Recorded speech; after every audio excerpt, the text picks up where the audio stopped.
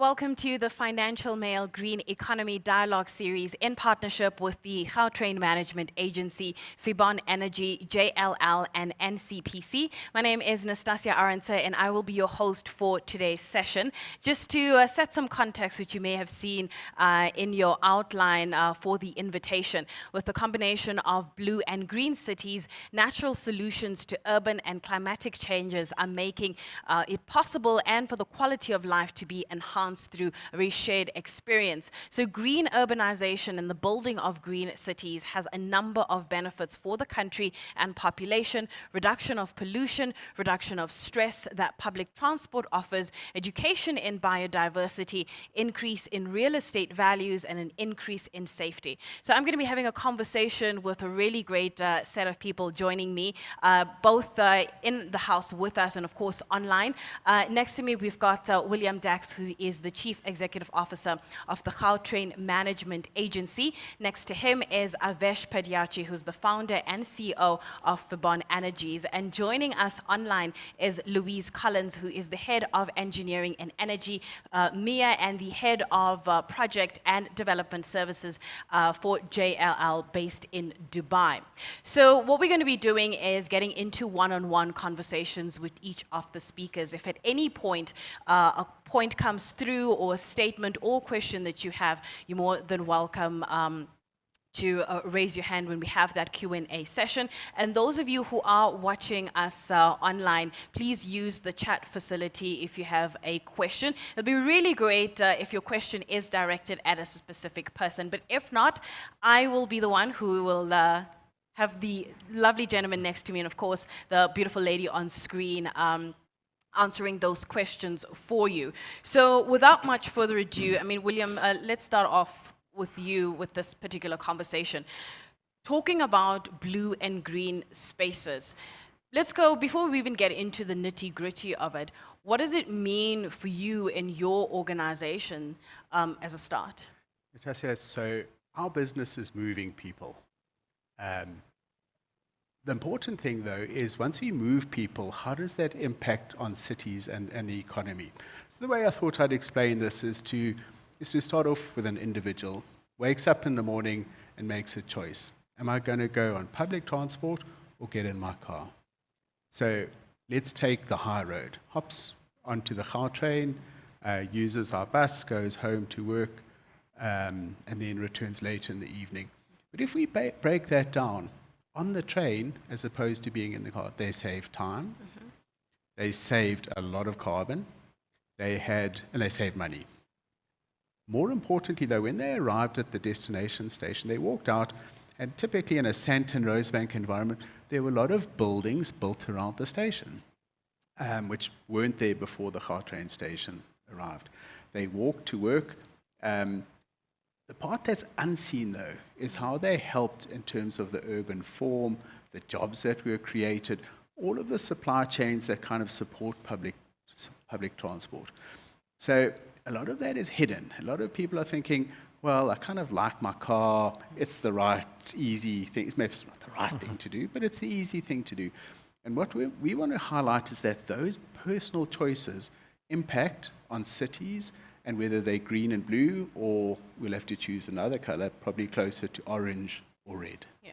In those conversations, and I suppose in having the public understand those benefits that you've just highlighted, is that message getting across a lot more, or do we need to have more louder conversations like we're doing for this particular platform for, I suppose, commuters and the public to understand that in my own unique way, I'm contributing to dealing with climate issues, etc.? Yeah, great question. I think we've got to elevate it. We've got to be very loud about this. I think each individual thinks the climate and the economy is someone else's job.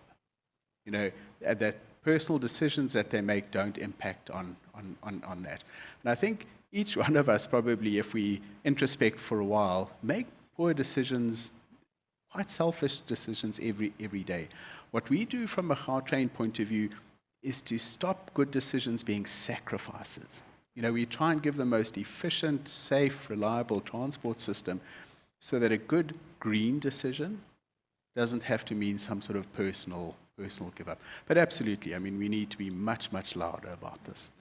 The challenges that you would be going through as the Gautrain Management Agency in trying to participate in this ecosystem of building blue and green cities, what do those look like for you?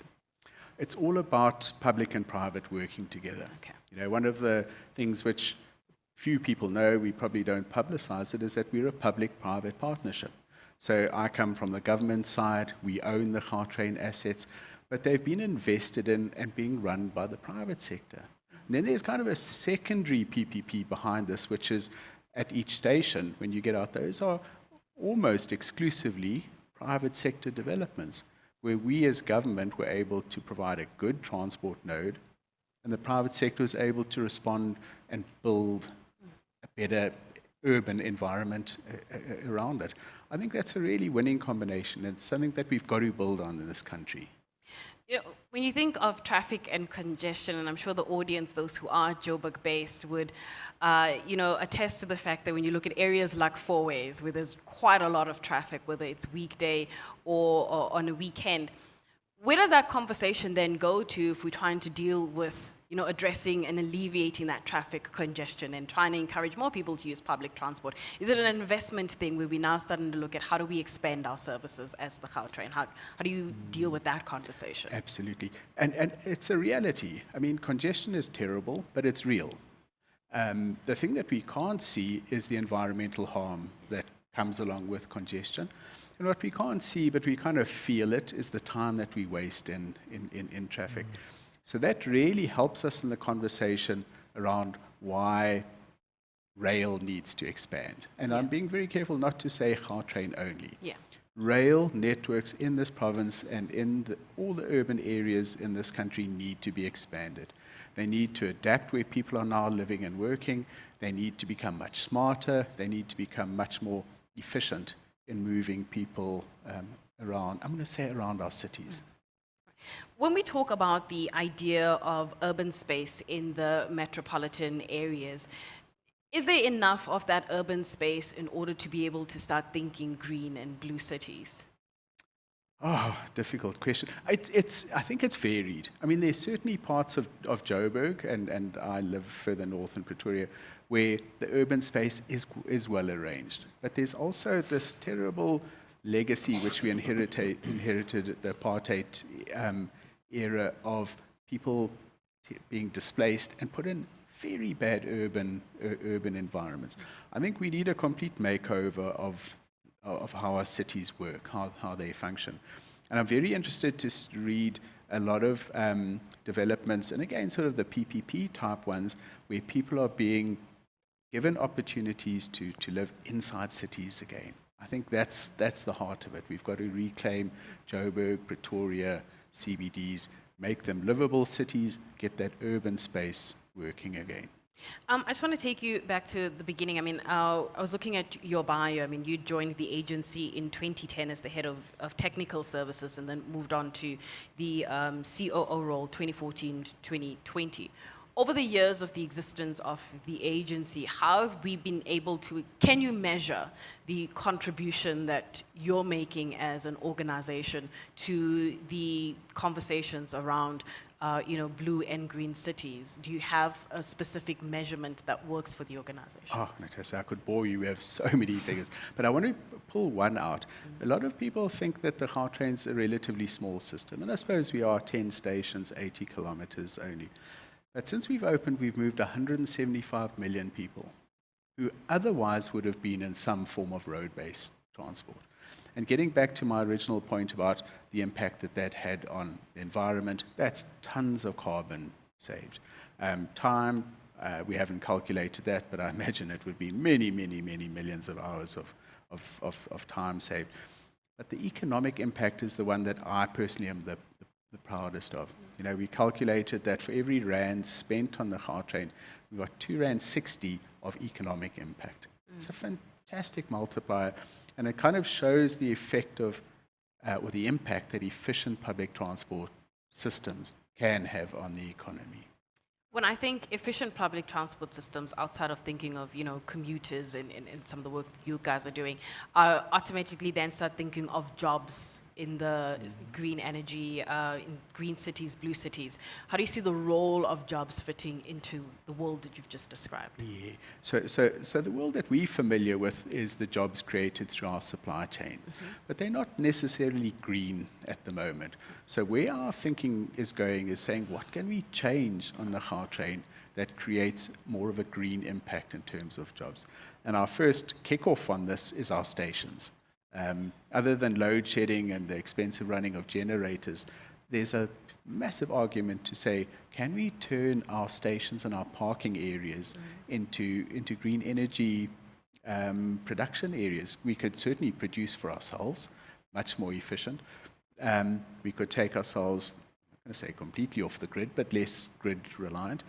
And I think we could create an enormous number of jobs. So that's our 2023 project. Hopefully in a year's time, we'll come back with some great news on that front and give you some good figures.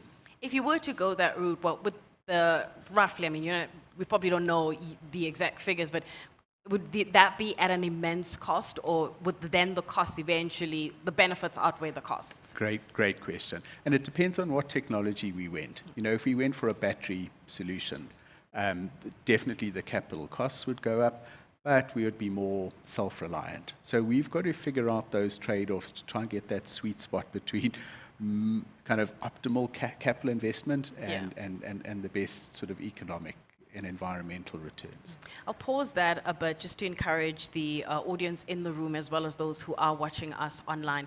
If there are any questions that pop up in this particular time as we are having this discussion, please feel free to either raise your hand or put them in that chat facility, and we'll get to that Q&A a little bit later on. You were talking about investment. What do you see the role of finance being when it comes to the idea of blue-green infrastructure? It's critical. I mean, the green infrastructure is still infrastructure. It's very capital intensive. We know that government is not in a good fiscal space at the moment. So there's not going to be loads of grant funding flowing that way. So we got to now figure out a smart way of government, I think, has a big role in designing the projects and making sure that they're going to work, they're fit for purpose, but then forming alliances with financiers. How do we get the lowest cost capital? How do we deploy that on the best possible terms and measure things not just in the financial outcomes? I'm not saying they're not important, but also in sort of, let's call it the green economy outcomes.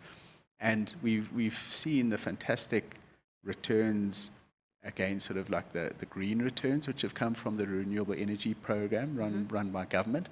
So that kind of thinking for me is the exciting thinking. Where do we go as government? How do we partner with the private sector? How do we really get the best outcome for SA Pty Limited? On that note then, from the conversations you're having perhaps with financiers or those in the private sector, your colleagues or peers, what does the conversation look like from their perspective, especially around this topic when we're talking, blue-green cities and the financing required? And I suppose even in the environment for that financing to go to the next level. It's the easiest. It's William, when are you building Gautrain 2? That's the discussion. We try and be more nuanced about it. We've got an enormous opportunity. The current concession with Bombela, who've done a great job, by the way, comes to an end in 2026. And we want to smarten up the Gautrain. There's a massive opportunity to reinvest in the system, to put in new smart technology, green technology. So that's an interesting conversation that we have. Unfortunately, being on the government side, one always has all of these probity rules and things like that. So it's quite difficult to have detailed conversations about it. What we're trying to do at the moment is just build up some market awareness of what we're doing, when the most likely dates are for investment opportunities, and to get the market ready for whatever tenders come out. All right, so I'm just having a look to see if there are any questions that have come through on the social platform.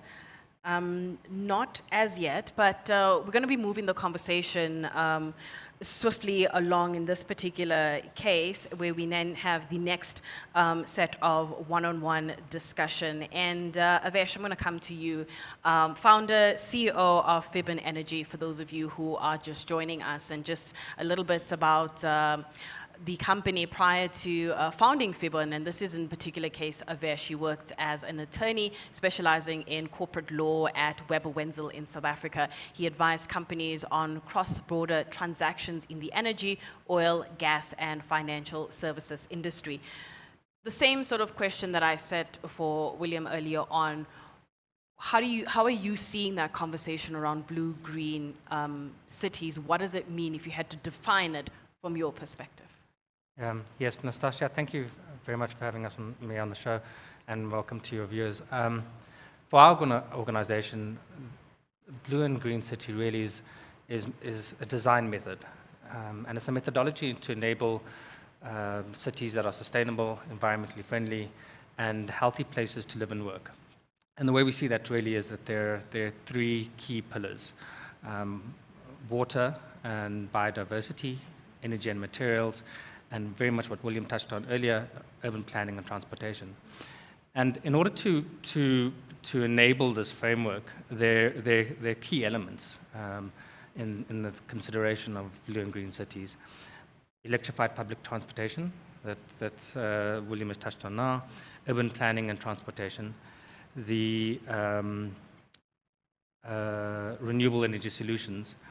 And for us specifically, we believe that renewable energy solutions are critical in enabling this blue and green city framework. On that note then, I mean, people might be well aware of Gauteng Management Agency, but before I get to the next question, let's perhaps give some context in what Finbon Energy actually does. Sure. So we're a renewable energy company which was founded in 2012. Okay. We develop clean energy solutions for commercial and industrial companies in South Africa.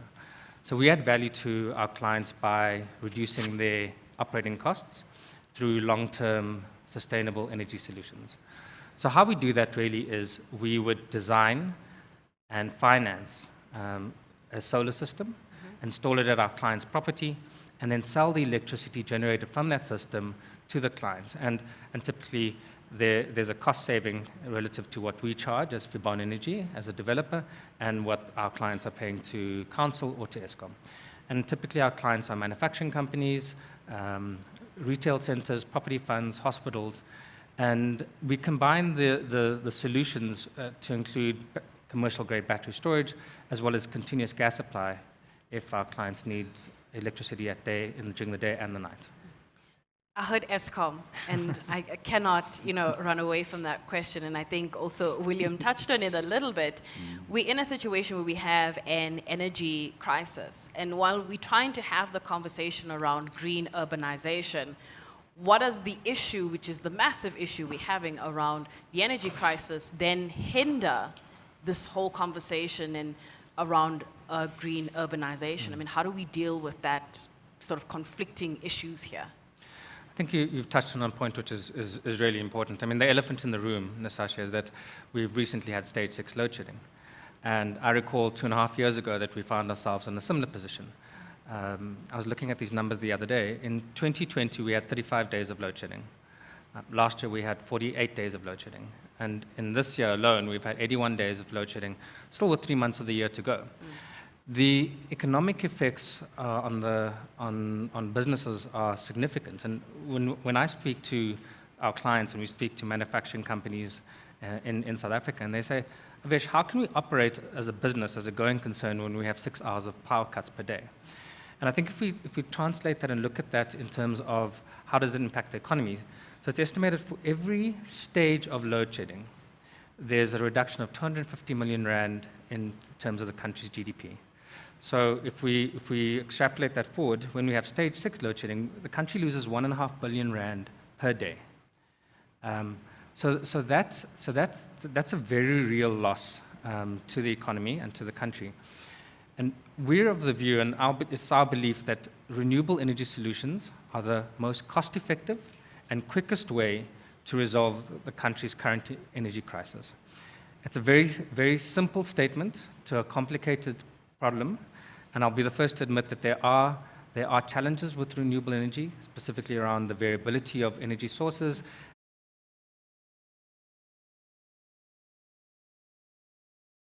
and peak demand energy and base load. But within that context of renewable energy, we see that as the real enabler for this normative framework that we're discussing. We're discussing blue and green cities and what could South Africa look like in 10, 15 years' time. But I think that to bring it back to today's point is we're also sitting in a country where we're having 6 hours of power cuts a day. And we really, what I think is how do we address that? What measures are currently being in place, and where do we see ourselves as a country going forward? Speaking of those measures, I mean, you may feel helpless as a member of the public, especially as somebody who is running a business or as a business owner. Is there anything that business can do in trying to mitigate or at least solve the energy crisis outside of what we already have been doing, which is generators, etc.? Or are we just helpless? So we're not helpless, and I think this is the revolutionary events that are occurring in South Africa at the moment. There's a liberalization of the energy and power market in South Africa.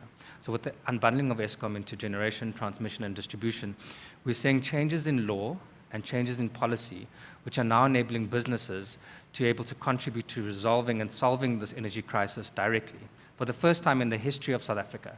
And we get quite excited about it, because what we're seeing in terms of what the government is doing is they are taking reasonable steps to bring on additional capacity. And it's a very critical requirement, because by 2035, there'll be roughly 19,000 megawatts of energy generation in South Africa that will come offline, predominantly because these are coal-powered plants that will reach their end of life. And to put that into context, I mean, so we currently have 44,000 megawatts of installed capacity in South Africa. So 45% of our country's energy generation will be coming offline in staggered approach by 2035. And so the government has put forward large-scale utility renewable energy projects which will fill this void. The challenge is that this energy generation will come online in the next 2, 3, 4, and possibly 5 years. We're erring on the side of 4 to 5 years. So the question, Nastasia, and this is what I'm saying today, is that, so what can businesses do now in the next 6 months, in the next 12 months, to ensure that we don't have this conversation again in 3 years' time? And the change really is around a concept called wheeling. So there have been changes in both policy and law. The first being that there's changes to the Electricity Regulation Act of 2006. This regulates the manner in which electricity is sold and purchased in South Africa. And in particular, Section 7 previously provided that independent power producers could build generation capacity up to 1 megawatt of power. To put that into context, a shopping center, for example, in Morningside Shopping Center, could accommodate typically 4 to 5 megawatts in terms of their consumption. So it's a very small capacity. And recently, with changes to ERA, which happened last year, that capacity is increased to 100 megawatts. So the impact and is increased exponentially. So now we have private generators that can build facilities up to 100 megawatts of power. Secondly, we have a framework around wheeling which has now been implemented, and certainly at an Eskom level, and then equally at a municipal level, we're seeing that the major metros such as City of Cape Town, Ekurhuleni, City Power are at advanced stages of finalizing their wheeling frameworks. And maybe it'll be good to just perhaps explain what actually wheeling is. Yes. Right? So currently, the wheeling is the transportation of privately generated power, which is then transferred to from the point of generation to the point of consumption. So to put that in practically, what does it mean? It means we have a manufacturing company based in Gauteng that purchases electricity from Eskom, they are now able to purchase electricity from a power generator or developer, such as Finbon Energy, that has a generation facility in Limpopo. And they do this through this concept called wheeling, where we wheel the electricity through the distribution and transmission network. So I think it's important to note what wheeling is not. So wheeling is not moving electrons from point A to point B. Okay? It's a financial transaction. It's a balancing of energy in terms of understanding what does that manufacturing company in Gauteng purchase from Eskom, and what amount of electricity does it purchase from in terms of wheel power. And the way that it works at a very high level is that the client, the manufacturing company, would receive a credit on its electricity bill for power that it's purchased through wheel power. And what we're seeing right now, which is the absolutely most exciting part about this, is that, I mean, just to give you context, in the last 2 months, we've closed over and finalized nearly 40 megawatts of wheel power with businesses. So these are retail shopping centers, manufacturing companies. And by the end of the year, it'll be close to 100 megawatts that we've been finalized. And so what we're seeing now is that within the metros, we have, as an example, a distribution and transportation company that doesn't have a very high load in terms of their consumption, but has 20,000 square meters of roof space on their building. So we're renting out that roof space for them. They have a long-term tenant. We build a generation facility there, and we sell the electricity to their neighbor, who's another company down the road. So that's really what wheeling is, and why it's now enabled. There's developers and generators can build power exponentially greater than what was previously permitted. The wheeling framework has been now finalized and implemented by Eskom, and it is going to change the way the market in South Africa is managed and run. And that's just very high level. Yeah, and I'm sure the audience and even those who are watching have got many questions on some of the topics that you've brought up. When we want to have that conversation, as we are having right now around building blue and green cities, the idea of creating that enabling environment, what do you see as the barriers for that? I mean, energy could be, the one thing that you'd want to bring up, but are you seeing other inhibitors of this going from conversation to more action-orientated, where the money is actually now flowing to what we're discussing here? Yeah. So I think as I've discussed, the renewable energy framework is we see as a critical drive and accelerator for this growth. The second thing, which is equally important, is the bankability and the ability to fund these type of blue and green city frameworks. So part of that we're seeing in South Africa is that there are concessionary and funding mechanisms which will be made available and have already started to be made available to the South African government, provided that the government takes initiatives and steps to reduce their carbon emissions. And one of the ways that is by mothballing existing coal-fired power plants. And so I think the funding aspect of that and marrying the balance between bringing on cleaner generation, which then has a eligibility to access this clean, lower cost of energy, low cost of financing, sorry, will be a fundamental driver around how we build these cities. Because at the end of the day, there's a significant capital cost involved in doing so. The one thing that's just come up as you were talking is when we're talking about mothballing, some of the power plants, I then start thinking ESG. ESG and the current conversation and some of the topics that you've brought up. Where do you see that then fitting into that conversation? I mean, which do you emphasize more? Is it the E or the S? I don't think that that we should be emphasizing one over the other. I think they each has a critical role to play in this journey that we're following. To use an example, what we're seeing currently, and I think it's exemplary, is not just the power plants, and this happened again in 2022, where 1,000 megawatts of energy generation is reaching its end of life. So what we're seeing there specifically is it's about how do we reskill existing labor that worked in that mine, Secondly, how do we repurpose that land and development for another project that could be cleaner in nature? So we're seeing solar plants being developed on previously mining developments. Okay, and the third thing that I think is important outside of the reskilling of the labor involved in those operations is how do we then involve the communities that may or may not have been involved in those projects and ensure that they're involved in both the construction of these new developments, but also the operational life of the assets. And these assets are 20 years, 25 years. So our focus, and I think one of the drivers must be how to create greater engagement and involvement, economic involvement during the life cycle of the asset, not just the construction phases. All right, so we do have some questions that have been coming through for both of our speakers as you've been touching on your points, and I see we do have questions in the audience, but I'm going to start with this one and see if we can get a microphone to the lady who is in the audience. If you can just have your hand up so the gentleman in the black shirts can see you. So the question that's come through online, it says here, not enough is being said about the role of good spatial planning and protecting people, property, and nature against climate challenges, example, flooding, and promote green urban development. Do you find that to be the case? Who wants to take that one, William? I'll start first. I mean, it's absolutely true. We have very poorly planned cities.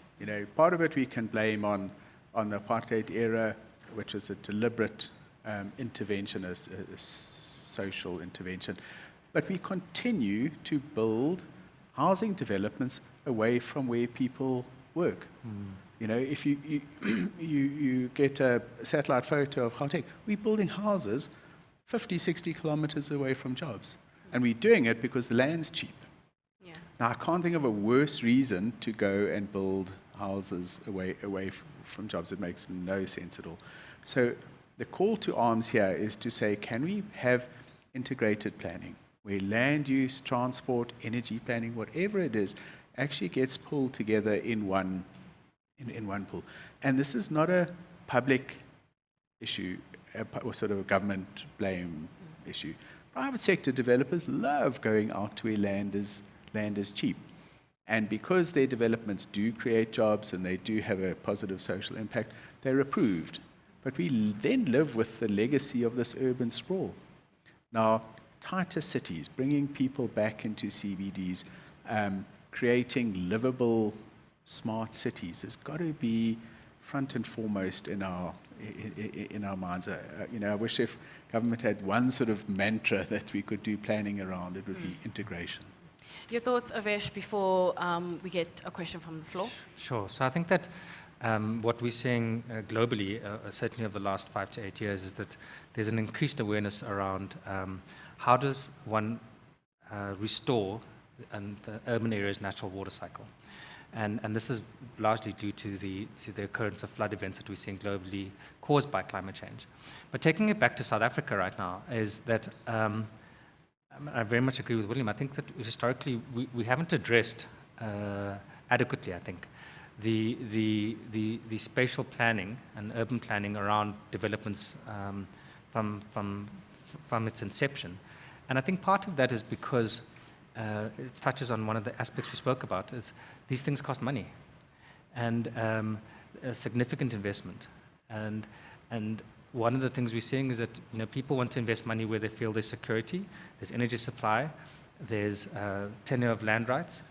And so, we've touched on a few of the big points that we think need to be addressed, which will then facilitate a lot of what we're discussing now as well. All right, so let's just get a question from the floor. Yes, it's on. I have 2 questions. The one is on the Gautrain. Are you looking at doing electric vehicle EV buses? And if so, what's holding up the process of doing EV buses?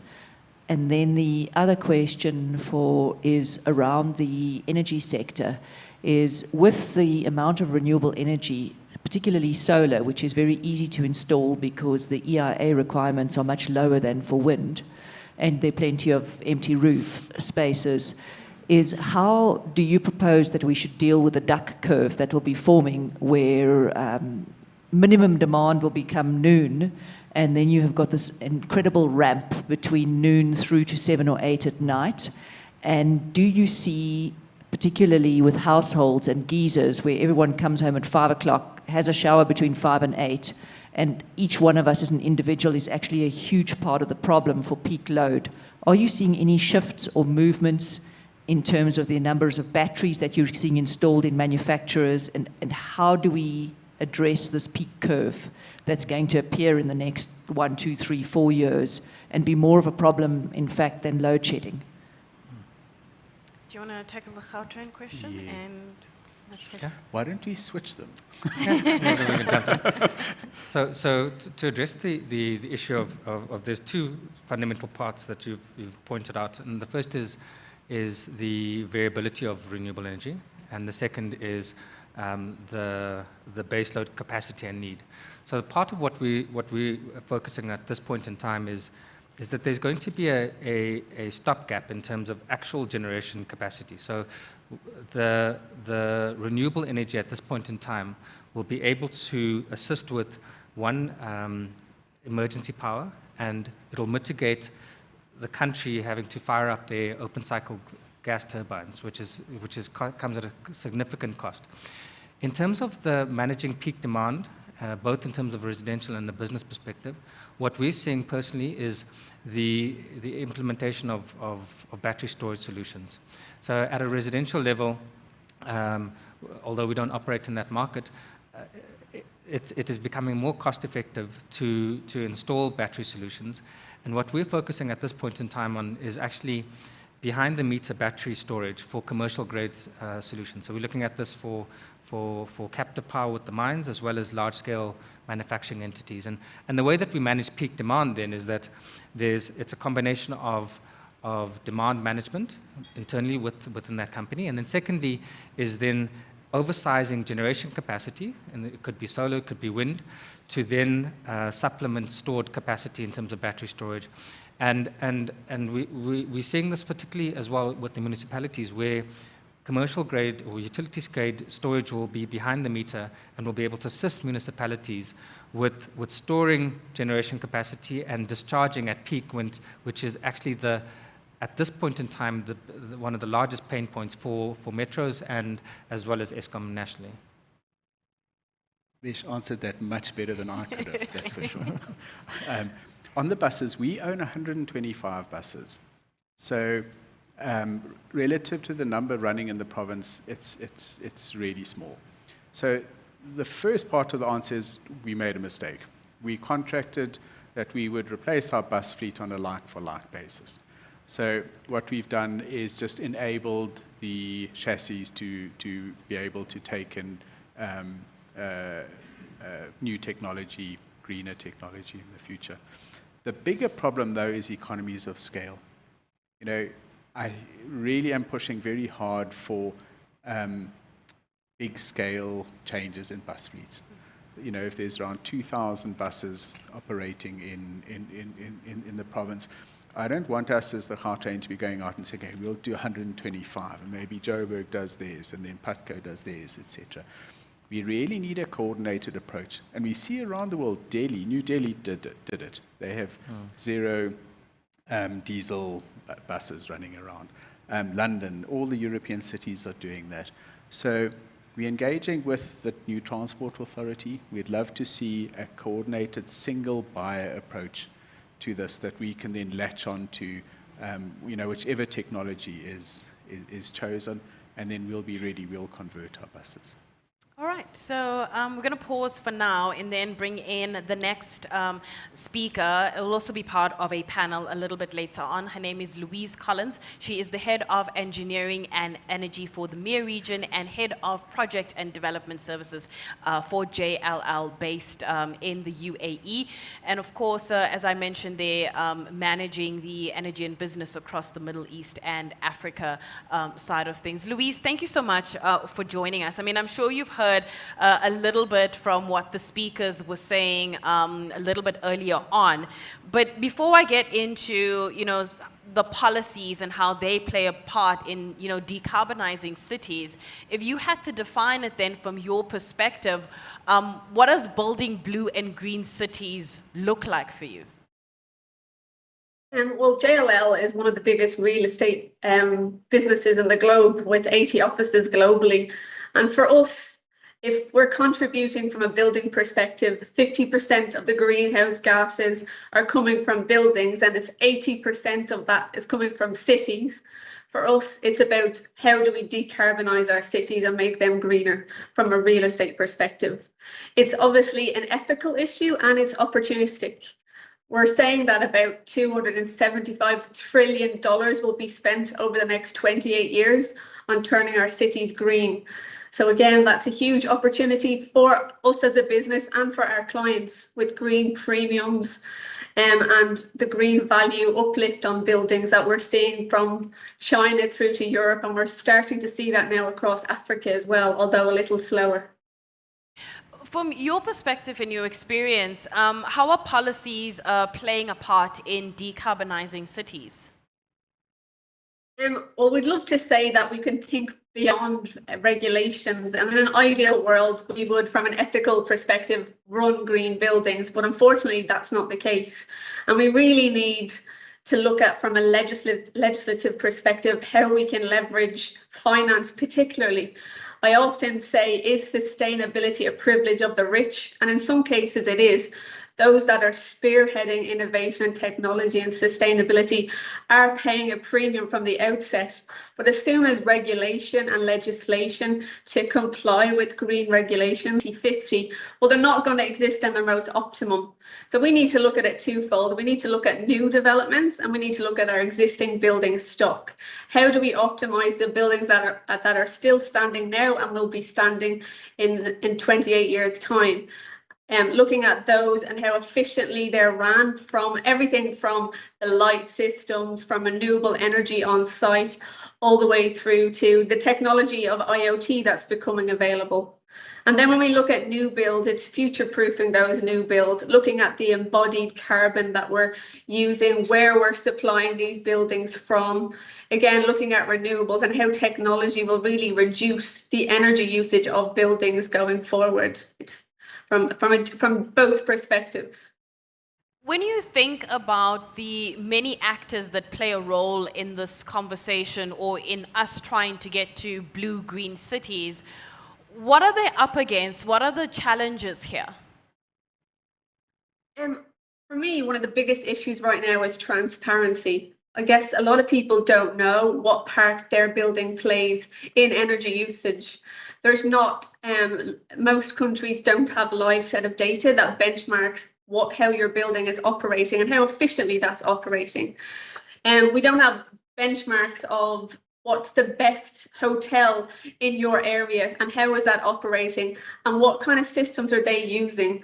So if we have that transparency of here is what here is how your building can be operating, and here are the savings you can make by making these changes. And for me, fundamental to this is I would never advise a client on how to optimize a building without telling them what that initial investment is and how quick that payback is.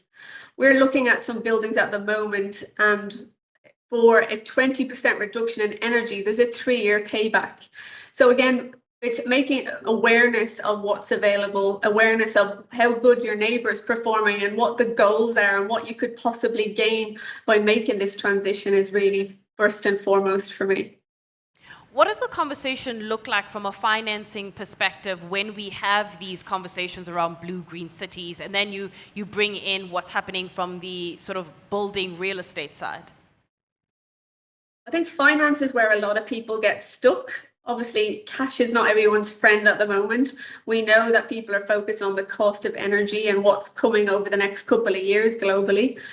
But again, there are methods of getting very cheap finance. We've obviously got ESCOs available that will come in and share the savings of your energy transition. There's green finance loans available. There's UN climate change loans. We also are looking at a lot of governments that are now assisting with green loans and green bonds. Saudi Arabia, I think 3 weeks ago, announced their biggest ever green bond at $3 trillion. So again, it's making sure people are aware of their options. And also, I know South Africa announced in April their taxonomy was made legislation. So having that benchmark of what that means and where you sit in the economy on green buildings also helps with transparency and guiding financiers to where finance can be made available. Are there lessons then to be learned for a South Africa perspective, given the conversations that you've engaged in and the work you've seen over the years in terms of how people are relooking blue-green cities? I guess it's a mix, and I've been in Dubai for 18 years, and a lot of what we've done has been new builds, and now we're looking at a retrospective problem because of the speed that we've built some of our buildings at. There's a lot of gains in optimizing those buildings. So lessons learned, I guess, look to technology, understand where you can get finance from, understanding where power is subsidized and what the future cost of power, whether that be renewable or off the grid, is also very important. Right. We've been talking probably for the past few moments around the role of renewables, and I'm wondering how you're seeing it, the role of renewables and grid decarbonization, especially in the city transition. Yeah, I guess this is all eyes on grids all over the world right now. And I think fundamentally you're creating your own resilience and your own economy if you can look at renewable sources of grids. But primarily in most countries, grids are government owned, not privately owned. So I guess it's government commitment to those in a lot of senses. I liked what the panelists said about some partial privatization of utilities.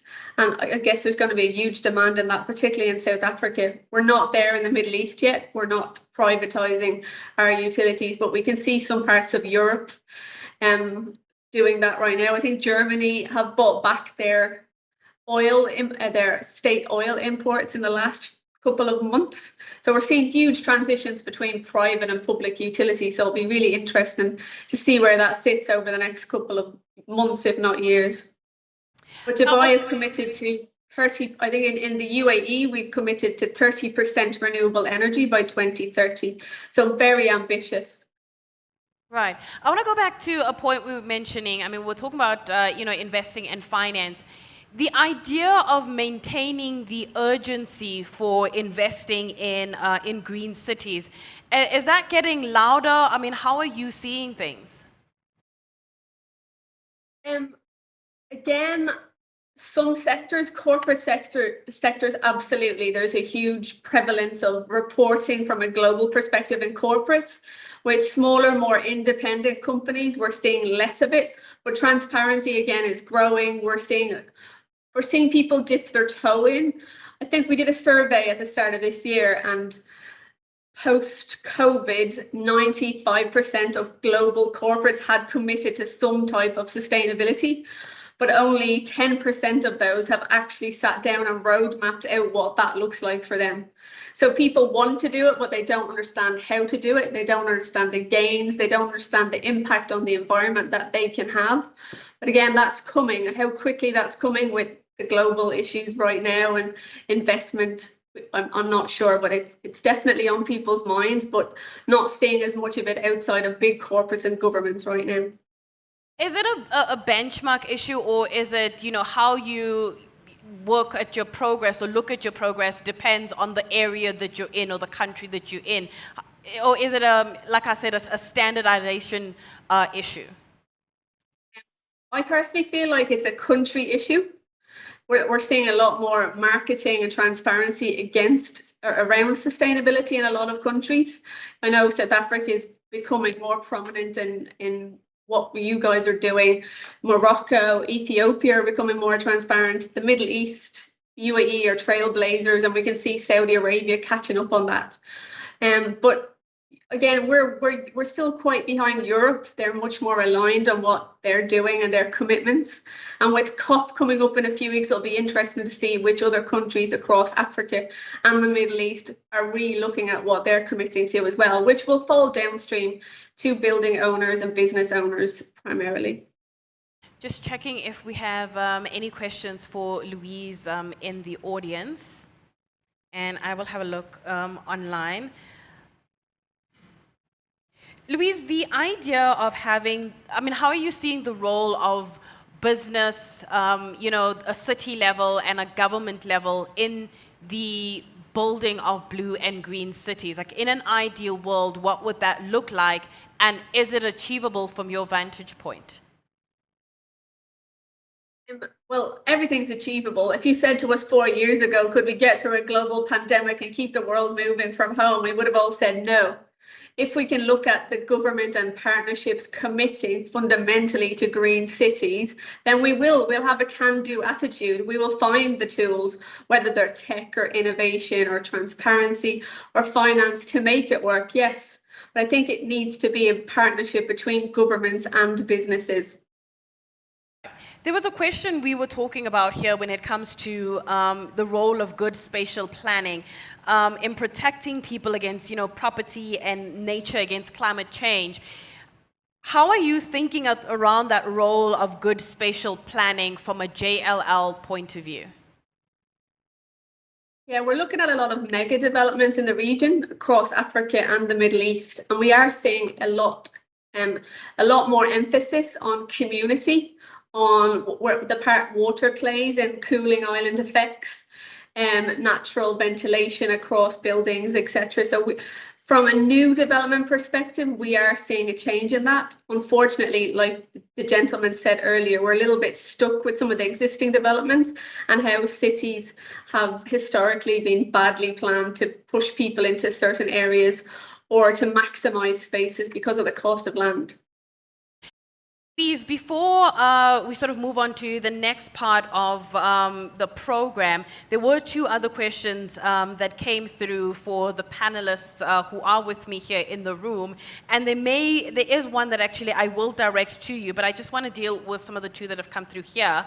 William, this one was for you. It says, trains were affordable to a lot of people. Please ask if the Gautrain was affected by the recent economic turmoil, some of the lost jobs, etc., and did they see more people using the train, and if they contribute to green environment, and are there plans to expand to townships? Oh, that's a lot There's of a lot, questions. so Let's break it down. Yeah. We were very badly hit by the pandemic. I mean, basically, the pandemic, the response to the pandemic, the non-pharmaceutical interventions were separate people.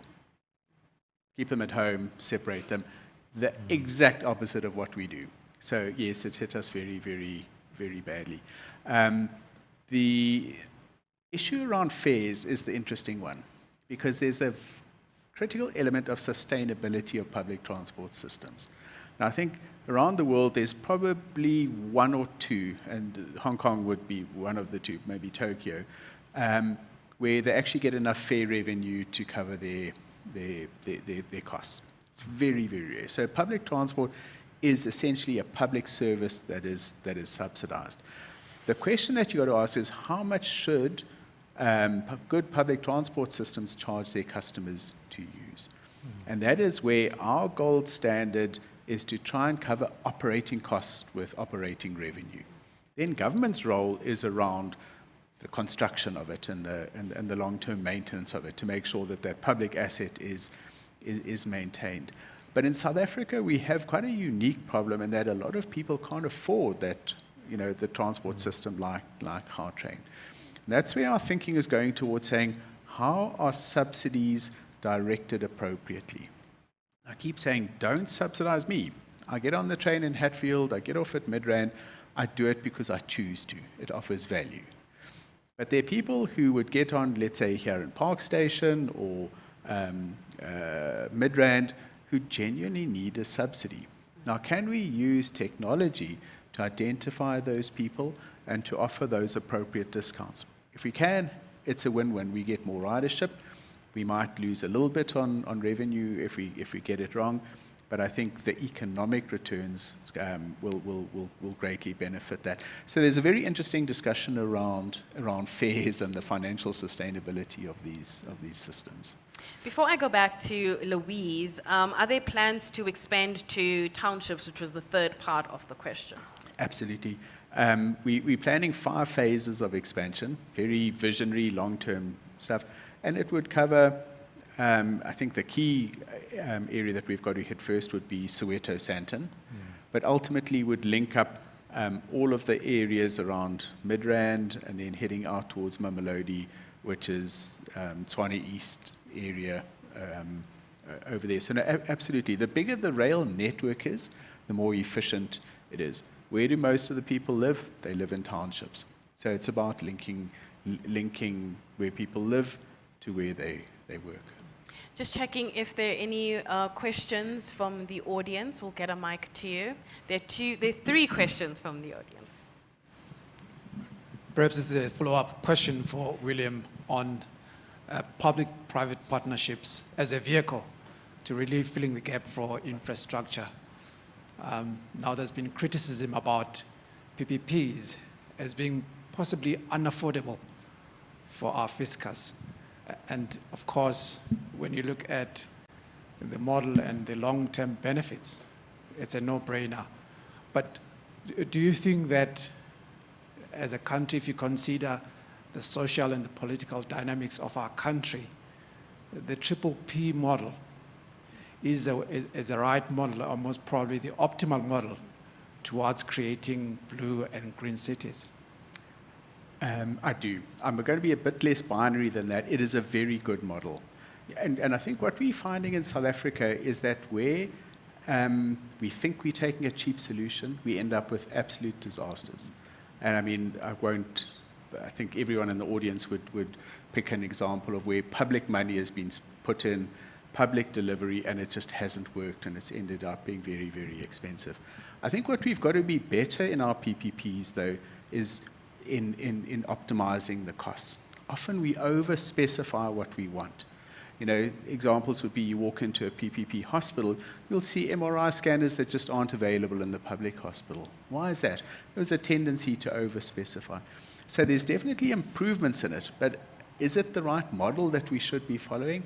I don't see an alternative. I absolutely believe that it is.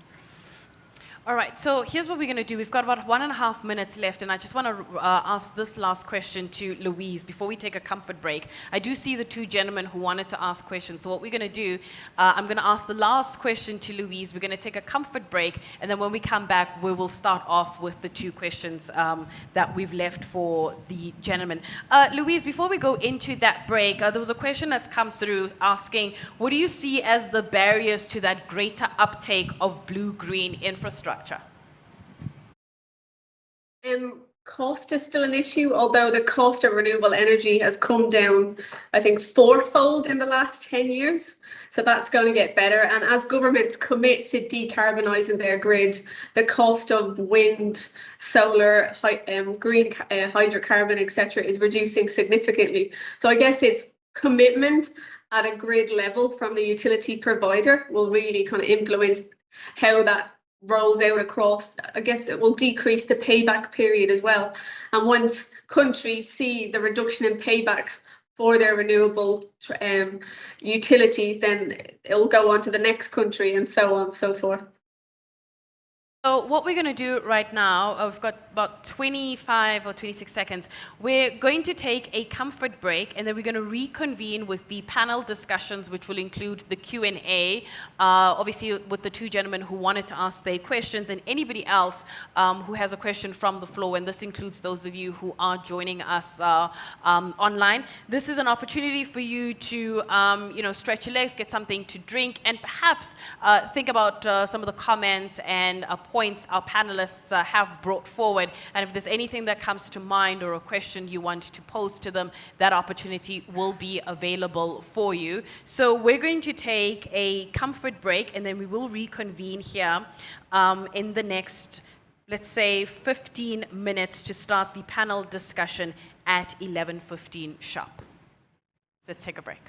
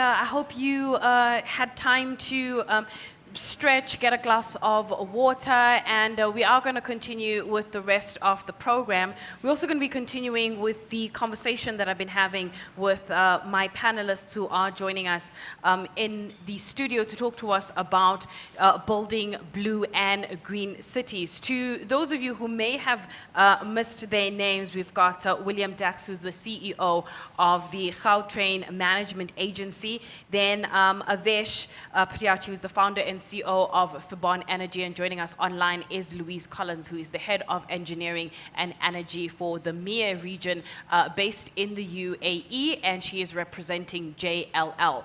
So before we went into the comfort break, we were still doing the Q&A, and before we continue with the panel discussion, I just want to tackle the two questions that we had from the gentleman in the audience, and just to encourage those of you who are watching us online, if there are any other questions that you do have, please post them in the chat facility. Now is the opportunity where we will be getting into that Q&A session, and also to those of you in the audience with us who do have questions in addition to the ones we have from the gentleman on the floor. So who wants to go first?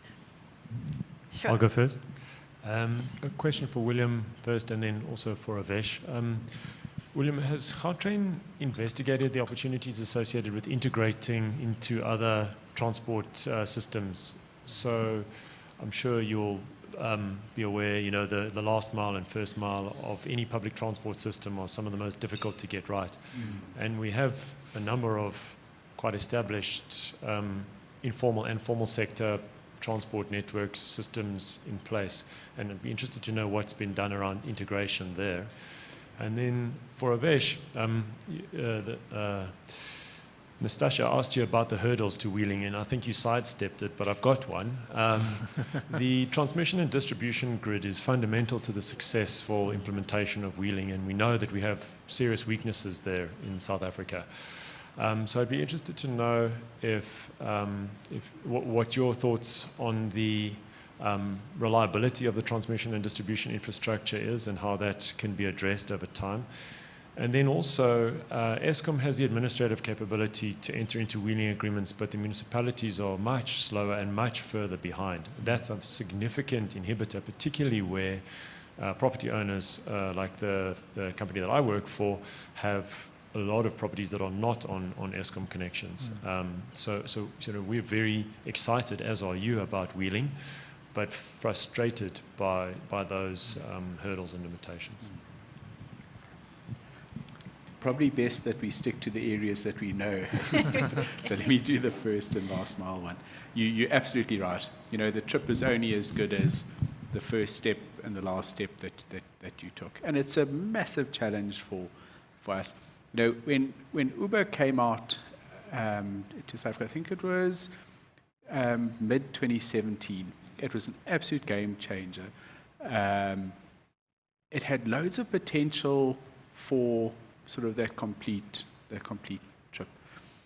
But the potential partnerships kind of fell apart at a very basic level of violence around stations, where the established group of meter taxi operators resented the Uber intervention, as they saw it, and created almost war zones around our stations. And it's been a massive challenge from a policy point of view. We've had MECs and ministers coming in and trying to resolve these issues, and we haven't been able to kind of get to a partnering point where we could have a common ticketing system or a seamless transfer point. So it really identifies a challenge, something we'd love to work on. The good news story that we've got, though, is that we are the first, and as far as I know, Western Cape is doing something similar, who contracts with minibus taxi associations. So we've got this fantastic model where we own 125 buses, but I think there's more than 20 midi-buses owned by taxi associations, branded in Gautrain colours, who run from 4, it's soon going to be 5 of our stations. And it's a fantastic, fantastic model, because it's inclusive. Instead of having a taxi industry that is like, oh, well, stay out there, you're not our you shouldn't be carrying our customers to your own business. We took the approach to say, hang on, how can we work together in this? So they buy the taxis. They actually have a financial mechanism that is unbelievable in terms of financing arrangements. They're 22-seaters, we brand them, and they operate them. The biggest challenge which we had was getting to run to a schedule, because if you run a taxi, you do not want empty seats. And we said, hang on, no, it's more important that it runs to time. It's the most COVID resilient service we have. The numbers have just grown month on month through the pandemic, and we're now looking at opening up new routes at all of our stations. Fantastic model. So really something that we want to look at. How do we stop being a bus operator, focus on the train business, but through smart contracting, try and sort out this first and last mile. So great opportunities, great opportunities there.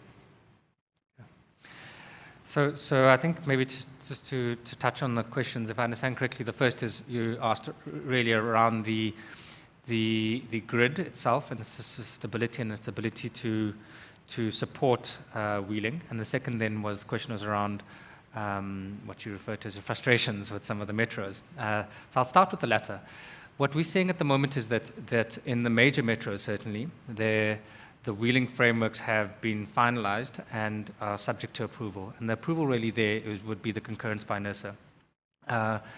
The unfortunate thing is that not all the wheeling arrangements in City Power, City of Cape Town, and Ekurhuleni are standardized at this point in time.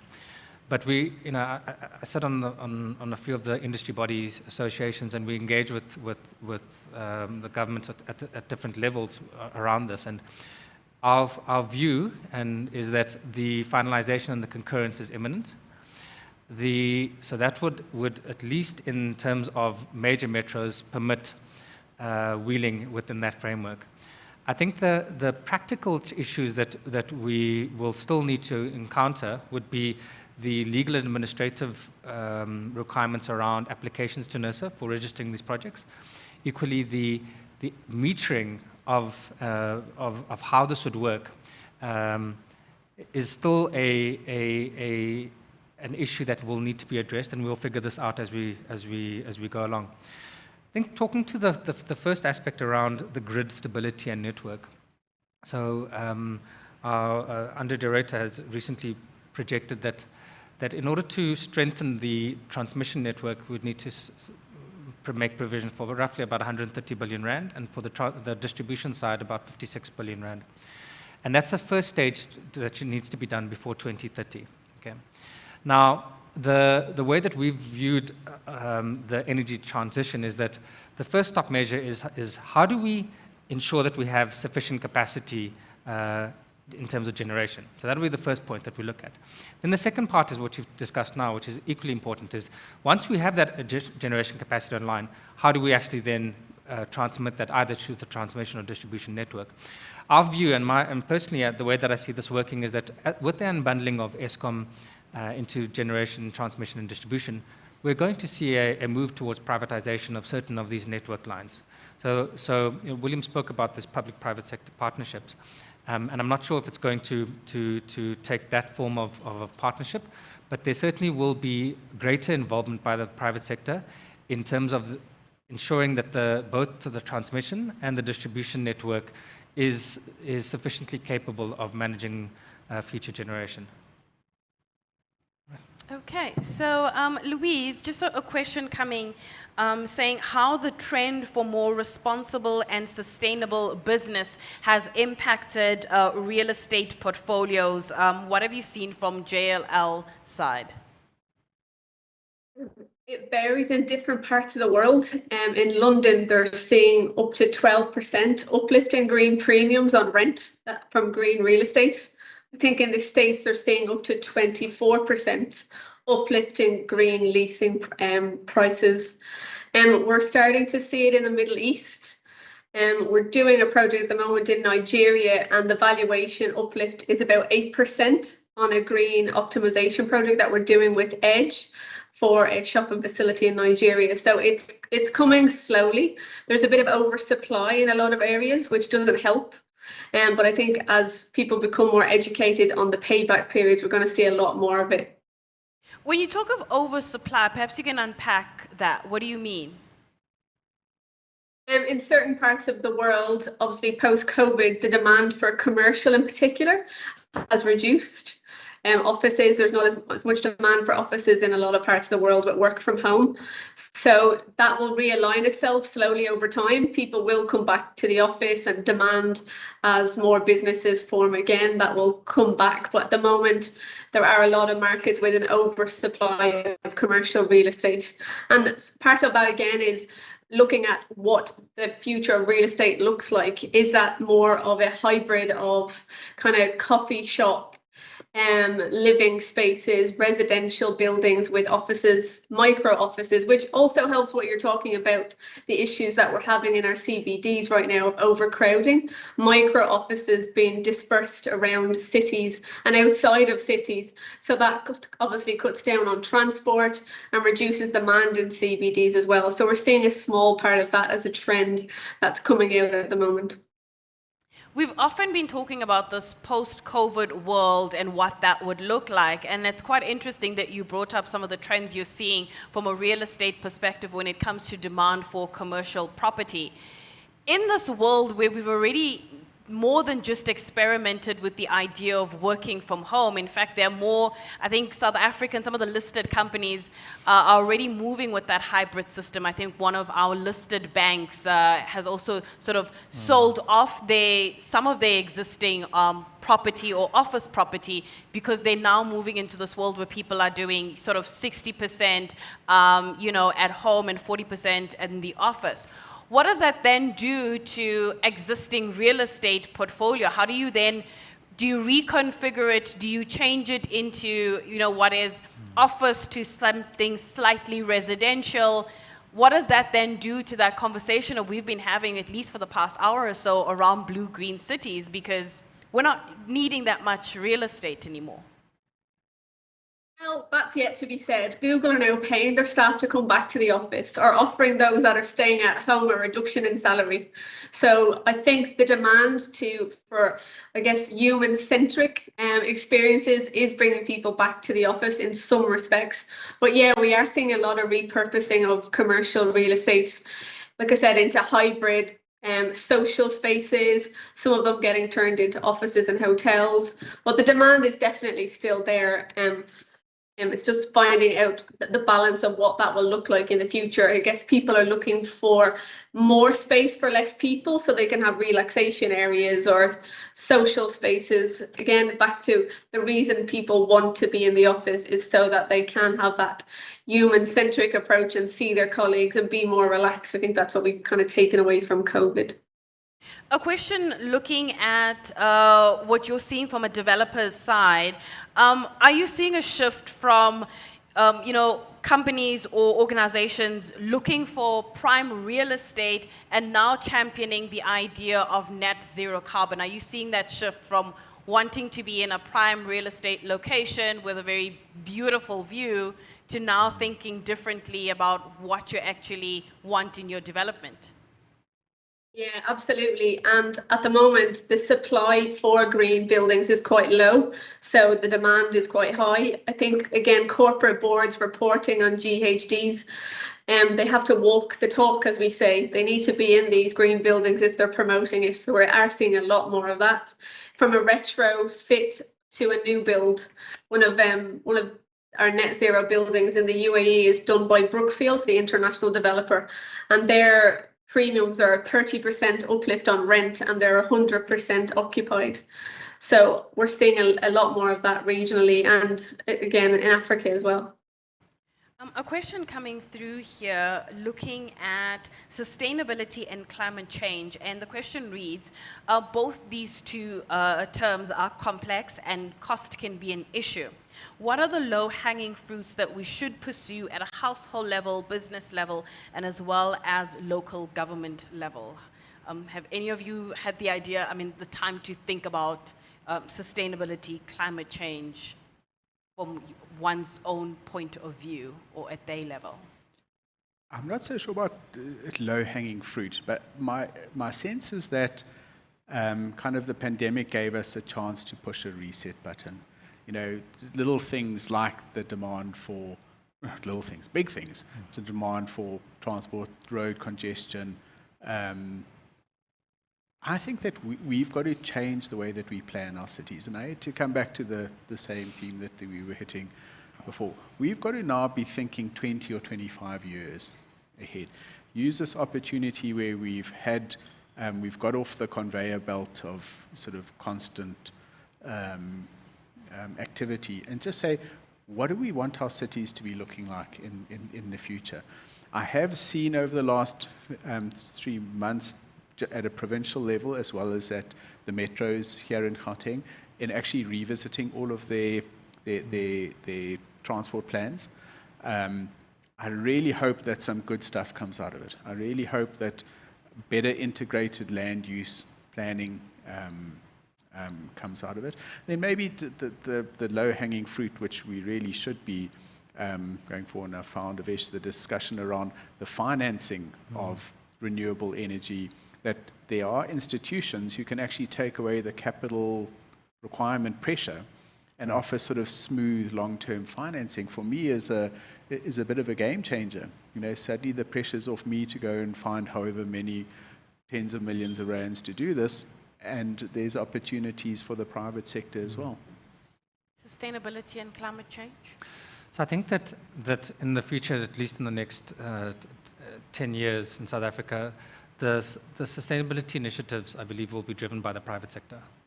And the part and parcel of that is really many of the larger companies that may or may not be listed, they have made sustainability targets and commitments to achieving net zero carbon emissions. So at an impact level, that is where I believe the most impact would be made and in the shortest period of time. Looking at an individual level, I think William touched on this earlier today, is that it's about and you use the word reset around the pandemic, but I think it's about reconfiguring how we as people think about sustainability. And if you take that back to your home, it's really then about understanding your demand side management. So how do we use water at a basic level? How and when do we consume electricity? Looking at the circular economy, what is the way that we can minimize wastage, all right? And I think just having the conversation and bringing ourselves back to that point at an individual level will then also assist and feed into at a corporate level, because most of the people that are sitting at home will also then go into an office with a larger corporation and already have a buy-in in terms of what they're trying to achieve. Right. Louise, let's bring you into this conversation. Same question for the gentleman around sustainability and climate change. The question that came through from the audience was that these two topics can be quite complex. How do you then, I guess, pursue it at different levels, whether it's sort of household, business, or government levels? Or perhaps maybe let's even look at some of the infrastructure interventions that we can be thinking about. Yeah, we call it the sustainability spaghetti in the office. Everybody wants to jump on the sustainability bandwagon. Well, I have an 8-year-old and a 4-year-old, so at a household level, it's quite interesting to take yourself back to their level of how they control the thermostat, how much water they use when they're brushing their teeth, what kind of light fittings we have, and we measure it. So we've set it as in January of this year, we set a list of all of the things we were going to do to reduce our energy bill. And we look at our energy bill every month, although it peaks in summer, to see what we can do to reduce that, and just making them aware of it and embedding that in their mentality. Like you say, most of what we do and how we use energy is based on habit rather than necessity. So if we can embed that in ourselves, and obviously it's a lot easier to do it with children who constantly remind me of what I'm doing wrong, then we've kind of set a precedence of how we act at home, and like you say, bring it into the office as well. And from a renewable perspective, definitely this is something that we're bringing into play across the globe. There are small renewable types of energy we can all accommodate within our household. So bringing those in with how cheap they are at the moment as well, and looking at those paybacks individually of, again, 3 years to pay back our solar panels on the roof. Just small things that don't have to cost a lot of money and make you aware of the change that you can make at an individual level are really important. From the audience, from the gentleman at the back. Yeah, thank you. My question really, I'm more interested on the expansion plans for Gautrain. And it was quite interesting to see that you are looking at going to Soweto and Mamelodi. And I was wondering whether, it would be quite interesting to know the business case, for instance, for Soweto. And I was born and bred in Soweto, but all indications show that the population of Soweto has plateaued, if not, marginally declining. And I was wondering whether, didn't you actually even consider probably maybe going to the south as opposed to the southwest? Because the scenario is that the expansion really of the province, it's towards that direction. I'm talking about the R58, corridor and all the other areas. In fact, there are people who actually believe that that could be the new Midrand of actually Gauteng, that corridor. And for me, I was just keen to know if it's something that you've been thinking about, and if so, what has been the conversation within the Gautrain? Thank you. Yeah, very interesting question. And the short answer is it's a question of timing. But I think the longer answer to it goes around you ask the question, what is the business case? The business case is actually around the economics.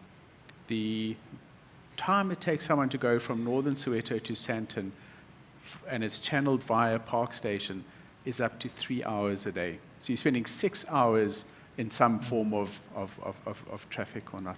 A direct route that is separated from road, in other words, a rail one, will have enormous time savings.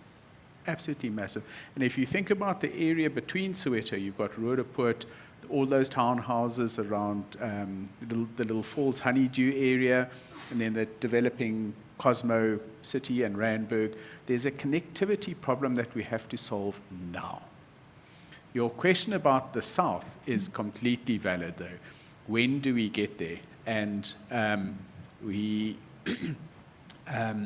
did a very adventurous thing. We went to our provincial cabinet. We said, we don't just think about the 5 phases that we've put here. Can we look at linking all of the SDZs, the strategic development zones? And there are 5 of them in this province. I'm not sure everyone's aware of them.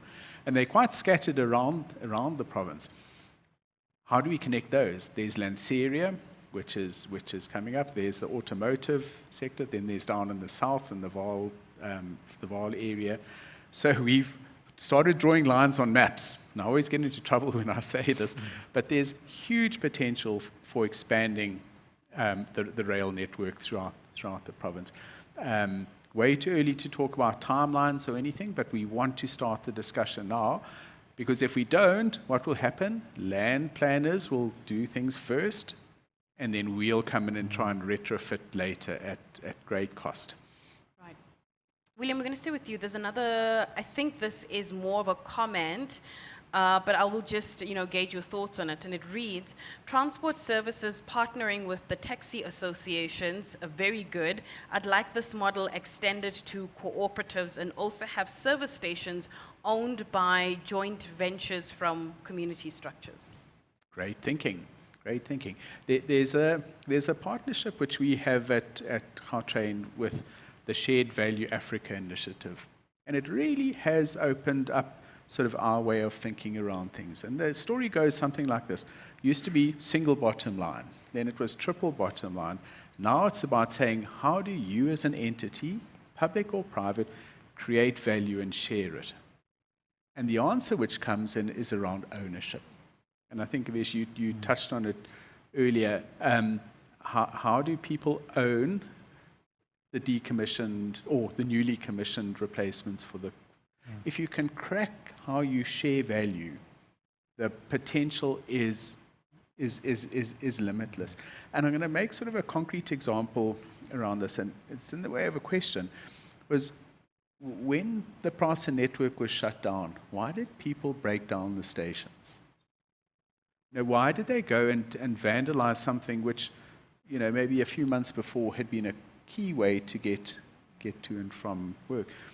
The answer, I think, is because they saw more value in the bricks and the pieces of copper cable than they did because they didn't didn't have a sense of ownership of those. Now, if you think about it from a societal point of view, that's terrible because they're public assets, right? We should all value these public assets.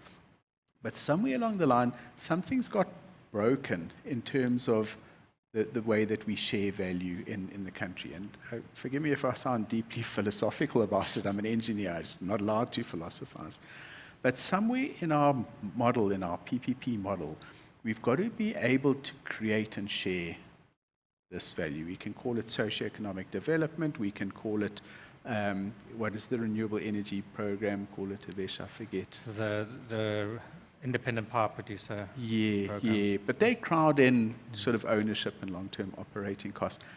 There's a success story that I think will carry infrastructure and the way that we grow our cities forward. Avesh, a question here around, we were talking a bit earlier on around jobs and the journey when it comes to building blue and green cities. And the question is about when it comes to the skills needed and also that job creation aspect, are the conversations starting to land, or is there a lot more that needs to be done? So is this in relation to an energy project or in terms of energy asset buildings projects in its entirety? In terms of jobs, I'm assuming here, jobs and in the journey to building blue-green cities, when we want skills development, when we want people to relook at things differently about job creation as we move to renewable energy and transitioning. Are those conversations landing on the other side, or there's a lot more that needs to be done, or maybe redefine what we mean when we talk job creation? I don't know. Yeah. So I think what I can talk about is what is happening. Yeah. And we're seeing this daily, both in the government sector as well as in the private sector, that there is, in the case of let's call them older technologies, there's a direct step that's been taken to reskill the existing workforce to enable them to take and participate in this new journey. And in the private sector, what we're seeing is there's actually a skilled shortage, given the fact that there's a boom in the energy market now that we are now permitted in terms of private generation, and we see this as largely positive because individuals that are coming into the market are going to be trained on multiple projects and gain experience, enable them to obtain their professionally registered qualifications, and it's happening. It's happening at the moment. So I think that, yes, there could always probably be more that can be done, but we're quite excited about that transition because it's a very sensitive topic when thinking about someone that's been a boilermaker for 20 years, and then how does he or she then transition into this new framework. So there's formalized steps that the government has taken in terms of setting up training facilities, but I think the private sector is also leading that just by virtue of the need for skills. I'm just checking if there are any other questions from the floor. Thank you. A few questions. The one is, there's a think tank that's looked at transport as a service. And their view is that given 10 years from now this is based in America, that with Uber, with Bolt, with Gautrain, rail, etc., we're going to have a situation where 10 years from now, people will not buy their own cars, they won't bother getting a driver's license, and the actual car industry is going to do the same thing as the oil industry, in that we will no longer even be producing electric vehicles. We'll have a vehicle industry that's 100 million vehicles per year now, and it'll drop to 20 million vehicles per year in 2030. simply by virtue of the fact that electric vehicles last 5 times longer and people use Uber and don't bother getting their own cars. Is that something that you think will happen, might happen, or is this a crazy pipe dream? I'm glad that you asked someone over the age of 50 that question, because I think it's a new generation. I think it's a generation where ownership is not important. And the term, it's mobility as a service, is absolutely going to be the way forward. Between the technology of a smartphone and the different service providers, be it, as you say, a car train fitting in with a e-hailing service or some other one, people won't need to own as many cars. I'm less adventurous in terms of saying it's going to decimate the car industry. I think it's going to change it, though. And I was at a very interesting presentation earlier in the month where it sort of showed how, I think it was China and Europe were leading the way in terms of a transition from internal combustion engine to EV. And the Chinese model is, the growth is exponential. Now, it's a different economy. It seems to be more of a command and control type economy. But they were talking about China potentially not having any internal combustion engines by 2050. Now, that is going to have a massive impact on the manufacturing industry as we know it. I just hope, and often the question which comes to me is, will public transport still play a role in this environment? I think it will, because whether you're in an EV vehicle or internal combustion, you still got congestion.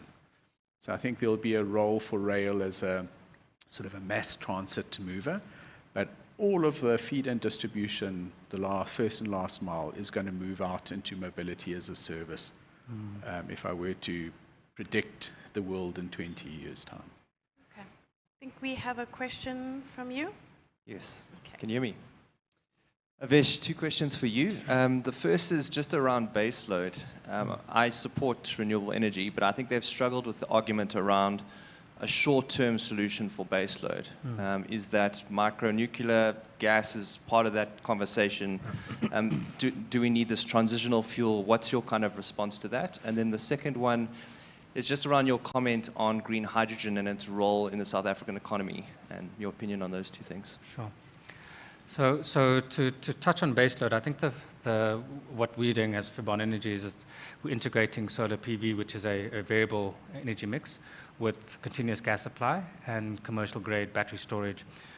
What I mentioned around the mining industry is that we're looking at utility scale battery storage to accommodate peak charges and baseload capacity. So the way that energy the generation mix in the future will not be a simple one technology answer. So, and what we're seeing even at a commercial level, it's a combination in some of our projects of continuous gas supply, a solar PV integrated with commercial grade battery storage, and in some respects integrated with the existing generator capacity as well. So we see it as a holistic solution in terms of managing an energy mix, including baseload capacity. Perhaps on the second part of your question was around, sorry, I missed the second question. The green hydrogen. The green hydrogen economy. So it's not an area of my expertise specifically, but I think that, so I can't comment too deeply into it. I'm watching it at the moment in terms of what I'm seeing in the market, and all I can say is let's watch the space, but it's not my area of expertise. Okay. Any other? Last question for probably Louise. The one we keep missing in terms of, we all talk about additional generation, and we've got 19 gigawatts being retired, etc., in South Africa. If you look at the trends worldwide, you can see that not just South Africa, but a huge number of countries have almost plateaued in the terawatt hours consumed per year by country. Are you seeing, I think the big thing that we've missed is energy efficiency and the impact that will have on total kilowatt hours consumed. 10 years ago, we had incandescent lights, and now I don't know that our children even know what they look like. And what do you see as the next major trend in energy efficiency, and your views as to how this is going to, 10 years from now, how much will we have reduced consumption by? We are currently developing a number of citywide digital twins for a number of cities in this region and others. What this will allow us to do is to optimize at a macro level, which means if you think of transport, we'll be able to track supply and demand trends within transport. Lifts, how we basically, if you take a building like Burj Khalifa, it's built and designed for a amount of energy and its usage is 10% of what it's designed for. So if you can really optimize, not based on peak demand, but based on optimum demand, the energy consumption citywide and what that does upstream to utility providers, you can imagine the impact that will have on the demand of utilities. So we're really, and again, from IoT within an office all the way downstream to the hotel on a Wednesday will only require X amount of air conditioning.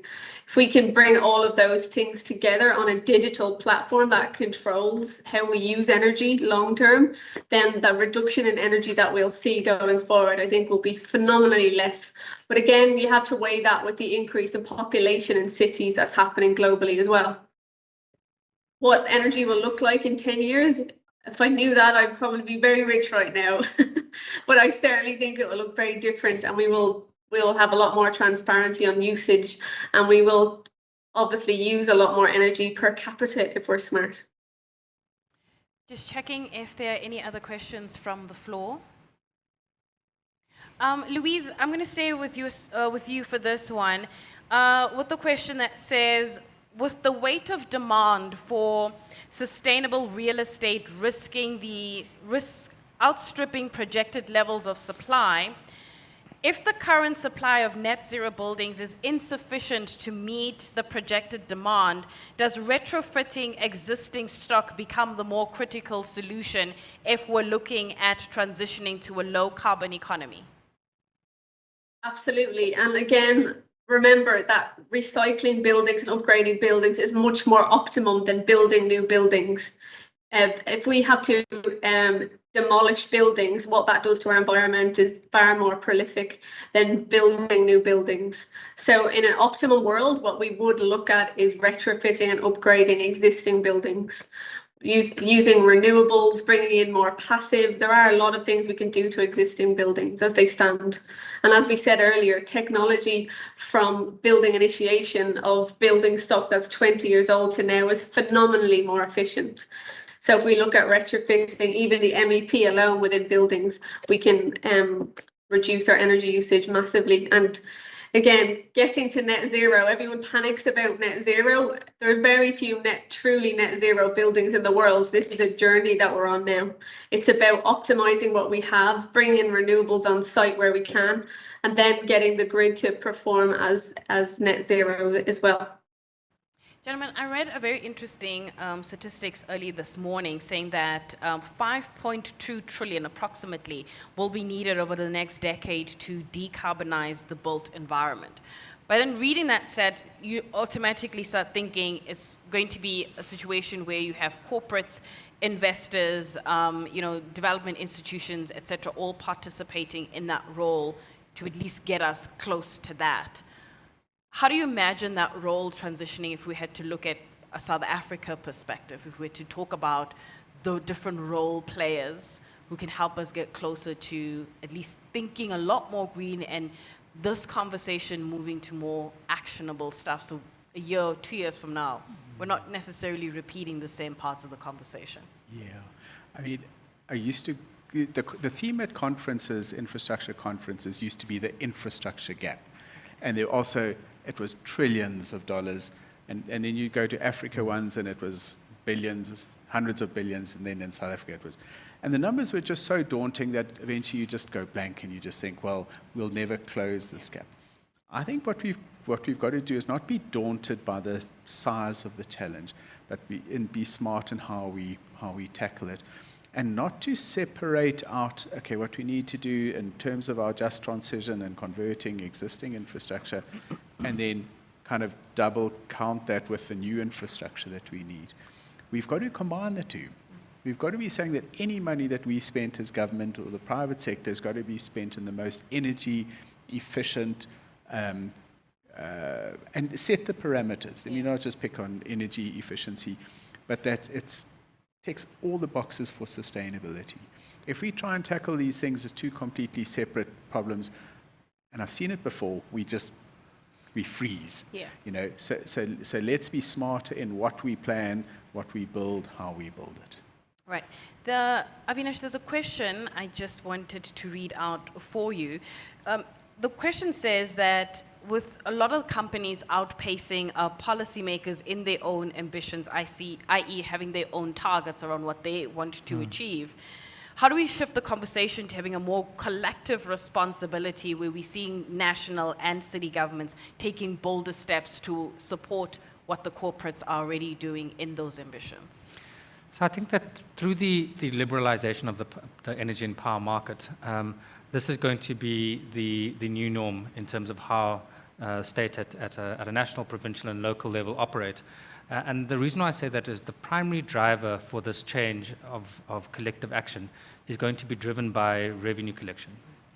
And there's going to be a change in terms of how municipalities, national government, typically would generate revenue through what had been primarily the sale of electricity to more of a managed custodian of network services.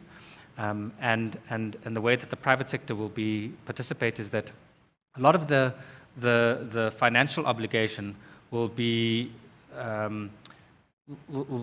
borne by the private sector. So we see that the grid, both in terms of the transmission and distribution networks, will be improved largely at the cost of the private sector. Okay, so we've got about 2.5 minutes until we end off the program. There was a comment here, William, for you saying that you're making a good point about rail infrastructure planning, retrofitting a Gautrain line through a developed area is not desirable. So this was a comment from someone who is watching this panel.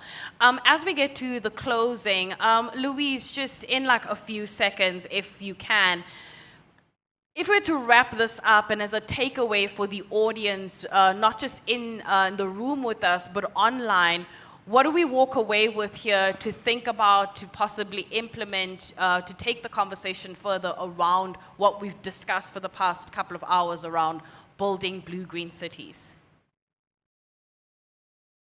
For me, again, the focus is on transparency and data sharing. The more we can share, the more we go forward together and the more we can push each other for better results. Short and sweet. Short, sweet. The environment is open for public companies in South Africa, private companies in South Africa, to participate in resolving this energy crisis. And I think that this is a historic time in the country's landscape, and I would urge private companies to take advantage of this and assist the economy going forward. William? I'm going to come in from the angle of saying I think we've got to allow a lot of disruption to the current system. Okay. You know, if we were having this discussion 7 or 8 years ago, it would have been completely different. Clearly, what's happened in the last decade is disruptors have come in. They've changed the way transport works. They've changed the way energy works. There's got to be a way in which we can kind of crowd those disruptors and listen to them. And I'm saying this from a government point of view. Sometimes we're not the best listeners in the world, but those changes will happen. What government's got to do is enable them.